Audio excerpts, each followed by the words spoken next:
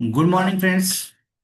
स्वागत है आपका post at the rate info इस चैनल में। तो आज हम सीखने वाले हैं पोस्ट ऑफिस में जो पीएलआई और आरपीएलआई होती है उसका अगर पेमेंट ड्यू होता है। जैसे कि अगर 3 साल के अंदर की पॉलिसी है और वह 6 महीने से ज्यादा अगर पेंडिंग रहती है तो उस केस में उसे रिवाइवल करना होता है। और 3 साल से भी अगर ज्यादा समय उस पॉलिसी को हुआ है और वह पॉलिसी अगर 12 महीने तक ड्यू या पेंडिंग रहती है तो उस केस में हमें रिवाइवल करना होता है। तो यह फॉर्म कैसे भरना है, यह जानकारी आज हम आपको बताने वाले हैं। देखिए, आप स्क्रीन पर देख सकते हैं कि इसके लिए पोस्ट ऑफिस में आपको एक फॉर्म मिलता है जो कि रिवाइवल फॉर्म होता है। तो उस फॉर्म को भरने के लिए आपको सबसे पहले नेम ऑफ इंश्योरेंट, यहाँ पर पॉलिसी होल्डर का नाम लिखना है। जैसे कि यहाँ पर मैंने लिखा है गणेश। मिडिल नेम में पिताजी का नाम लिखना है और लास्ट नेम में सरनेम लिखना है। उसके बाद कम्युनिकेशन एड्रेस।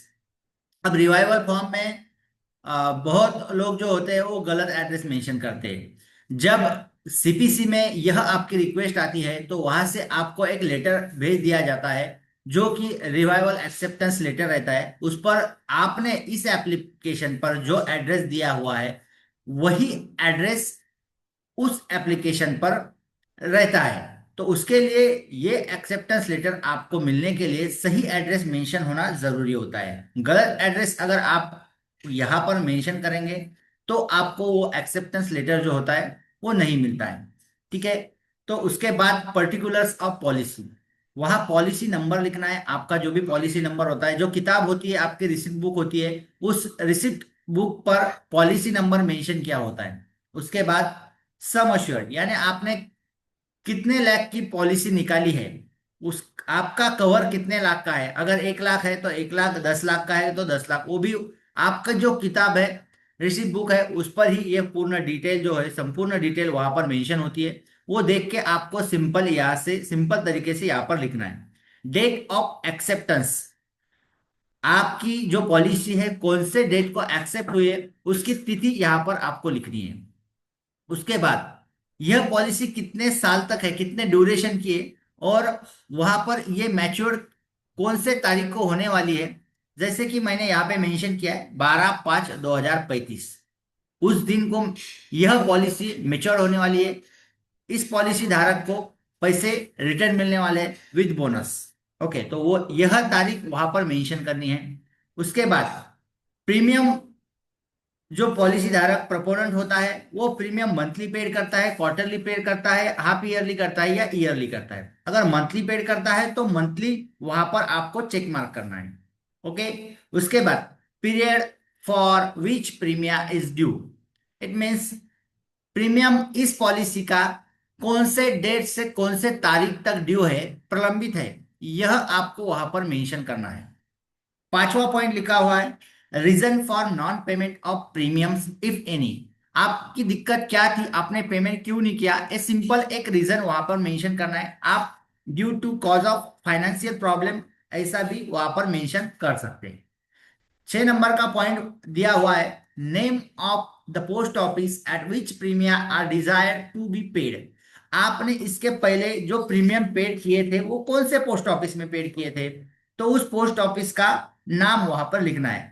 जैसे कि यहाँ पर बुल्डाना लिखा है, यानी इस प्रपोनर ने बुल्डाना पोस्ट ऑफिस में इस पॉलिसी का प्रीमियम भरा था। उसके बाद उस पोस्ट ऑफिस का हेड ऑफ ऑफिस कौन सा है, तो बुल्डाना का हेड पोस्ट ऑफिस बुल्डाना ही है। अगर मानो देलगांव राजा यह एक सब ऑफिस है और उसका हेड पोस्ट ऑफिस बुल्डाना है, तो नेम ऑफ सब ऑफिस में देलगांव राजा लिखना है आपको और name of head post office में बुल्डाना लिखना है।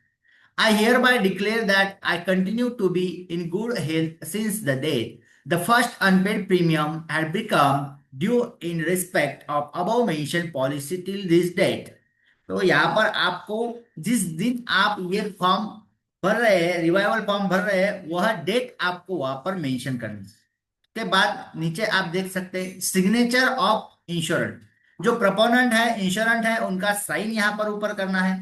नेम लिखा है तो प्रोपोनेंट का नाम लिखना है, उसके नीचे मोबाइल नंबर लिखना है और जो भी एड्रेस होगा आपका ऑफिस का, अगर आप कलेक्टर ऑफिस बुल्डाना में काम करते हैं तो वहां का एड्रेस लिखिए, तहसील ऑफिस में काम करते हैं तहसील का लिखिए, जो भी आपका ऑफिशियल एड्रेस है वह यहाँ पर लिखना है।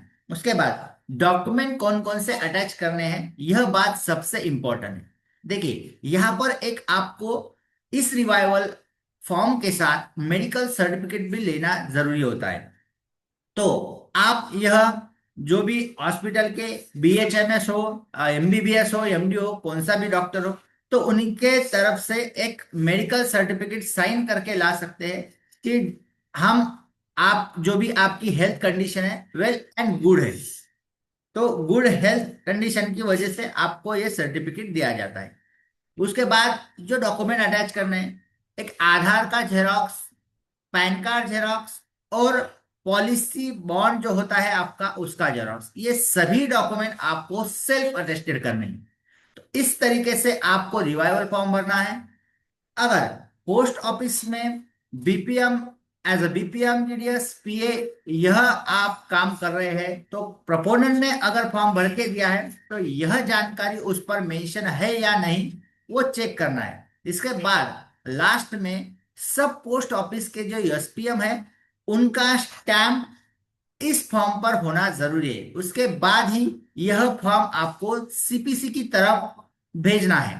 ओके, यह जानकारी मेरी तरफ से जो कि आपके नॉलेज में इम्प्रूवमेंट करने के लिए है। तो थैंक यू। यह जानकारी आप आपके दोस्तों के साथ शेयर कर सकते हैं।